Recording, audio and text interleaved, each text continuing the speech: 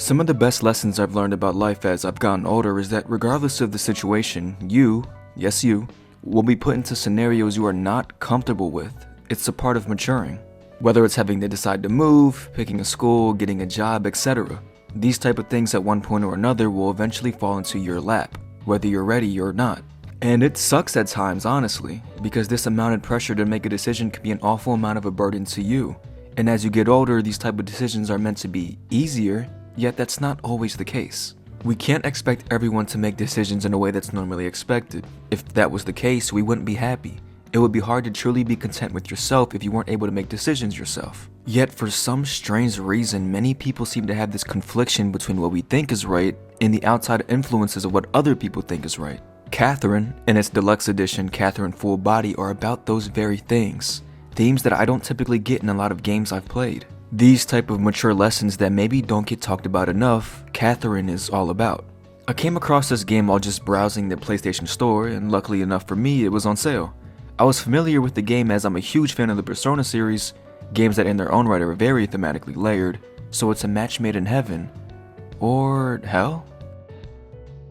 But hello, I hope you're all doing very well. Today I want to take a deep dive into Katherine, a game made by the infamous Atlus. Released back in February of 2011, it was a very interesting direction by Atlus coming off the success of their biggest games at the time, Persona 3 and Persona 4. While instead of talking about high schoolers saving the world using friendship, Katherine is about the polar opposite. You see, in Katherine you play as Vincent Brooks, age 32.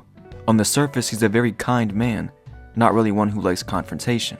He's a kind of go-with-the-flow type of guy, but under that surface layer he struggles with the real-world problems that people of any age deal with all the time. Uncertainty and pressure.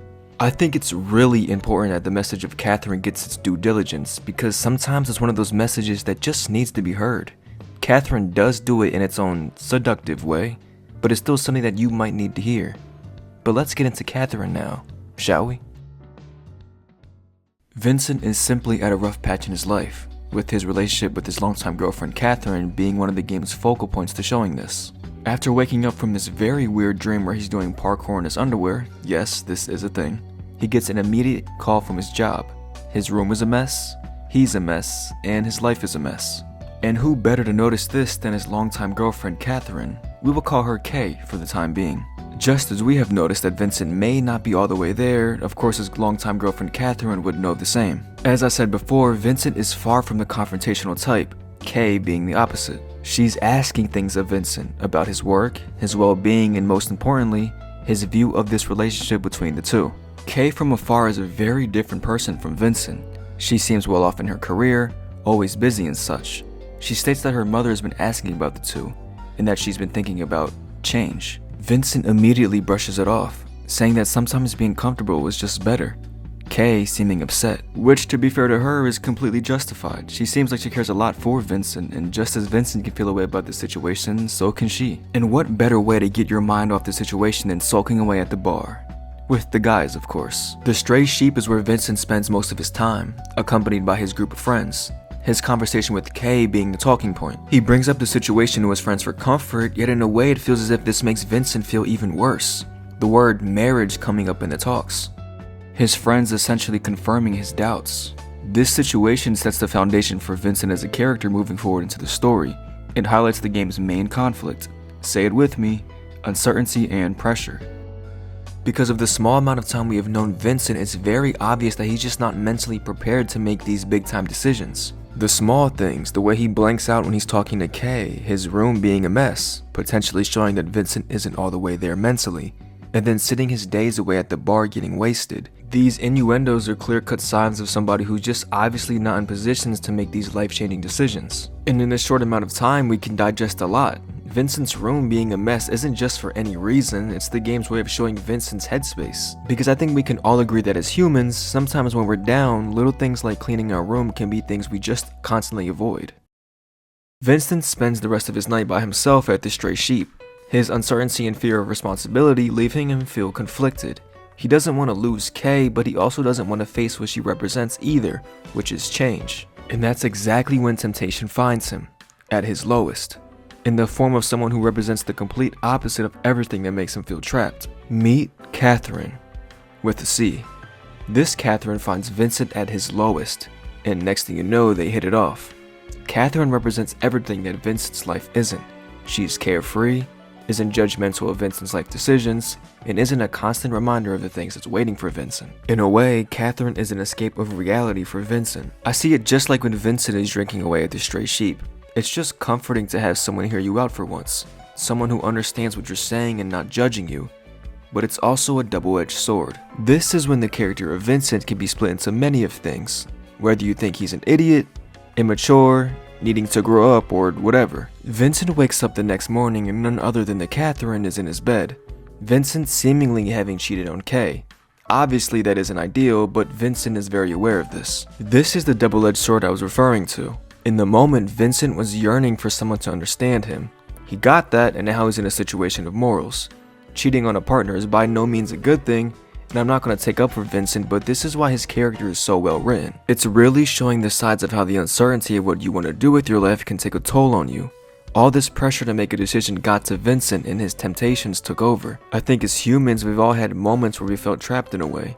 People in our ear telling us what we should do instead of actually letting us figure it out ourselves. I want to speak on the nightmares for a second, the game's main gameplay moments. Every night since the start of the game, Vincent has had these nightmares of him climbing these towers, in his underwear, for some reason. There's a ton of different interpretations that people can make about the nightmares and its true meaning, but this is what I think. What are nightmares to humans? To put it simply, it's a dream, but with fear.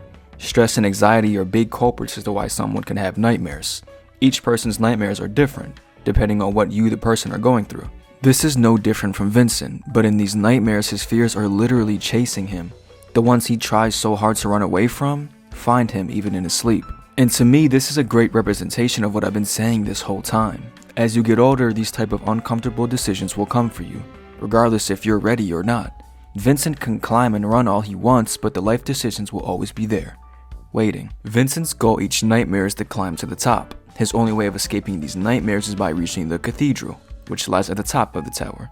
In these nightmares, he's accompanied by other men as well, who are all dressed as sheep, even Vincent. Which could signify a bunch of things as you might think, but for me it represents the idea that Vincent's life has been chosen by others and not himself. When you call someone a sheep, it means they're a follower, someone who moves through life based on what others expect of them, and that fits Vincent perfectly. His job, his relationship, even his guilt, none of it feels like something he chose. He's just drifting through what others think is right. That's why the nightmares are such a perfect metaphor, because they force Vincent to climb, to act, to choose for himself. And the higher he climbs, the closer he gets to confronting what kind of life he really wants to live. And that's what the two Katherines in Vincent's life basically represent. On the surface, it's some odd love triangle, but it's the game's way of showing the two sides of Vincent that are clashing with one another. Kay, his longtime girlfriend, in the expected route by his peers in society, but the route that Vincent is unsure of. Or Katherine, the route that is an easy route but the side that doesn't let Vincent grow to make his own decisions. It was actually hilarious when I was playing this game because of how just oblivious of a character he is. There was moments where I was genuinely frustrated at Vincent, but I think that's what makes him so well written. He's meant to be someone who just isn't sure of what he wants, and as the player we are essentially guiding him in the way we would go. Throughout the game you can pick decisions that will basically shape your ending, who you end up staying with or if you end up being alone. But the constant throughout the story is that there is no correct way of beating the game. The game never shuns you for making certain decisions. There is no bad ending either. In my ending, I was choosing the route of Kay, because that's just the route I wanted to take because it seemed best for Vincent. Katherine isn't the perfect girlfriend, but throughout the game you can see how much she really cares for Vincent. They've been together for a long time after all, and Kay wanting to tie the knot isn't a bad thing. And obviously Vincent isn't close to the perfect boyfriend either. It's later found out that the nightmares Vincent has been experiencing aren't just random occurrences. There's this godly figure who chooses men like Vincent to be trapped in these nightmares, for one reason or another. That same god being is the same one who sent Katherine to Vincent. Katherine this entire time is actually a succubus, basically a female demon who preys on men. She was sent after Vincent to rid the world of men who don't want to marry their partners. Katherine is the ideal woman to Vincent, which is exactly why she appeared right when Vincent was at his lowest. It was planned all along. This game is just full of surprises. The other sheep we see are also affected by this same god being. They aren't just walking around the tower for decoration, it's to show men just like Vincent. Men who are unsure on how they want to live their lives. No different than the main character. This is the game's way of saying that you're not alone. People just like you are struggling with the uncertainties of life, the pressure of others. It's a thing that people of any age group can go through, but it's up to you to reach the top of the tower and make your own decisions. Vincent's flaws are what make his character work. He's not perfect. He makes dumb decisions sometimes. He'd sometimes rather sit in his sorrows instead of finding a way to fix it. This doesn't make him immature though. It doesn't make him any less of a person. It's a reflection of a real human flaw that come with maturing.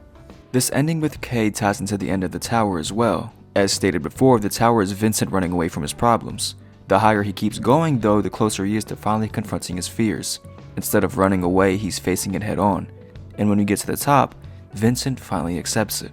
He's choosing his own route for his own reasons. Not because society chose it for him, not because he wanted to run away from it all, but because he wanted it. Because the game isn't about being right or wrong, it's about overcoming those moments of uncertainty as you get older.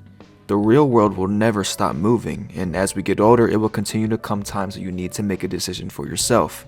And it's difficult at times, it really is. And as humans, it's okay to acknowledge that. I think this is why I'm so fond of Katherine the game so much. At times, we can kind of lose sight of what we really want in life, and it's easy to get swayed off your course by outside influences. And in my opinion, you watching, yes, I'm talking to you again, aren't immature for not knowing what option you want to choose. You don't have to grow up. It's okay not to know. But the thing that does matter is that in the end, you make the decision for you. Throughout all the succubuses and block climbing in your underwear and sheep men, Katherine taught me a valuable lesson. Make your life yours.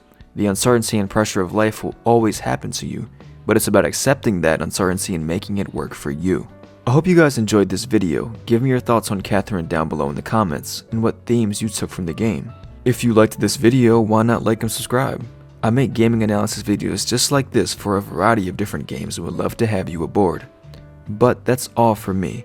Thank you, everyone, for watching, and goodbye.